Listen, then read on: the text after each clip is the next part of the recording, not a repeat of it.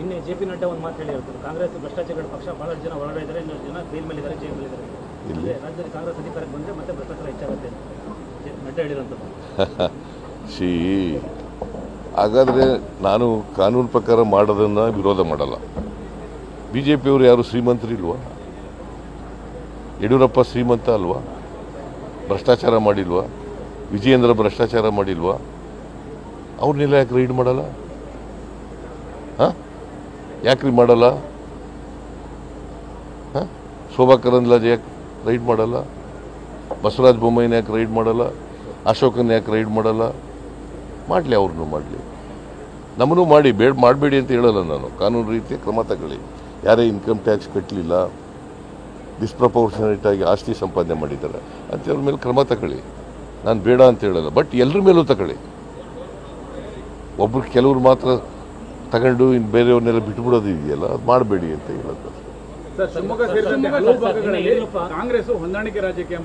ಸತೀಶ್ ಶೂನ್ಯ ಬಂಡವಾಳ ಕೃಷಿಯಿಂದ ಎಕರೆಗೆ 14 ಲಕ್ಷ ಗಳಿಸ್ತಿದ್ದಾರೆ.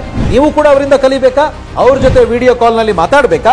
ಈಗಲೇ ಫ್ರೀಡಮ್ ಆಪ್ ಡೌನ್ಲೋಡ್ ಮಾಡಿ.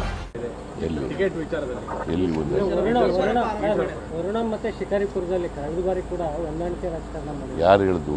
ಈಶ್ವರಪ್ಪ ಹೇಳ್ತಾರೆ. ನಾನು ಈಶ್ವರಪ್ಪನ ಬಗ್ಗೆ ಮಾತಾಡಲ್ಲ. ಯಾಕಂದ್ರೆ ಅವನಿಗೆ ಬ್ರೈನ್ಗೂ ನಾಲ್ಗಿಗೂ ಲಿಂಕ್ ಇಲ್ಲ, ಅದರಿಂದ ಮಾತಾಡೋದು ಬಿಟ್ಬಿಟ್ಟಿದ್ದೀನಿ.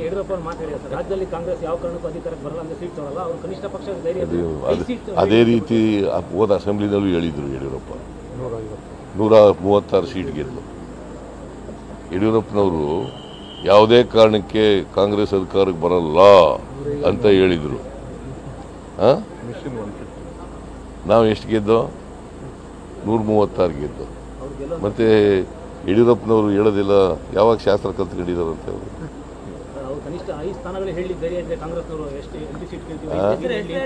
ಐದನೇ ಯಾಕೆ ಹೇಳೋದು ನಾವು? ಅವರು ಹೇಳ್ತಾರ ಯಾವ್ಯಾವ ಗೆಲ್ತೀವಿ ಅಂತ.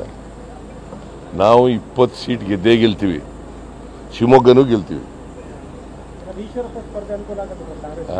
ನಾವು we are not depending upon the negative things.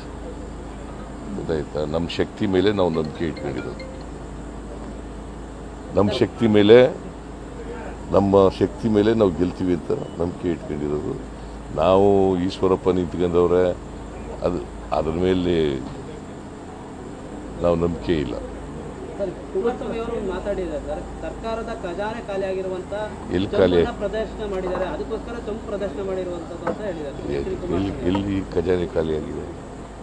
ಯಾರು ಹೇಳಿದವರು? ಖಜಾನೆ ಖಾಲಿ ಆಗಿದೆ ಅಂತ ಯಾರಪ್ಪ? ಹೆಂಗೆ? On what grounds? Tell me. Did you ask this question? On what grounds you are telling that treasury is empty ಅಂತ ಕೇಳ್ದ? ಯಾವ ಆಧಾರದ ಮೇಲೆ ಹೇಳ್ತಾರೆ? 36,000 ಕೋಟಿ ರೂಪಾಯಿ ಸರಿ ಗ್ಯಾರಂಟಿಗಳಿಗೆ ದುಡ್ಡು ಕೊಟ್ಟಿದ್ದೀವಿ. ಮುಂದಿನ ಬಜೆಟ್ನಲ್ಲಿ 52,009 ಕೋಟಿ ಇಟ್ಟಿದ್ದೀವಿ. 120 ಇವ್ರ ಡಿಪಾರ್ಟ್ಮೆಂಟ್ಗೆ 7,500 ಜಾಸ್ತಿ ಕೊಟ್ಟಿದ್ದೀವಿ. ಹೆಂಗೆ ಖಜಾನೆ ಖಾಲಿ? 120 ಲಕ್ಷ. ಈ ಬಜೆಟ್ ನೋಡಿದ್ದೀರ ನೀವು? ಕುಮಾರಸ್ವಾಮಿ ಗೊತ್ತಂತ ಬಜೆಟು 1,20,000 ಕೋಟಿ ಡೆವಲಪ್ಮೆಂಟ್ಗೆ ಇಟ್ಟಿದ್ದೀವಿ. ಡೆವಲಪ್ಮೆಂಟ್ ವರ್ಕ್ಸ್ಗೆ ದುಡ್ಡು ಇಟ್ಟಿದ್ದೀವಿ. ಎಲ್ಲಿ ಖಾಲಿ ಆಗಿದೆ? ಏನು ನಿಲ್ಲಿಸಿದೀವ ಯಾವ್ದಾದ್ರು ಕೆಲಸ? ಸುಮ್ಮನೆ ರಾಜಕೀಯಕ್ಕೋಸ್ಕರ ಸುಳ್ಳು ಹೇಳಿದ್ರೆ ಅವನ್ನೆಲ್ಲ ನೀವು ಕೇಳ್ಕೊಬಂದು ನನಗೆ ಕೇಳ್ತಿದ್ದೀರಿ. ಕಾಂಗ್ರೆಸ್ ಸರ್ಕಾರ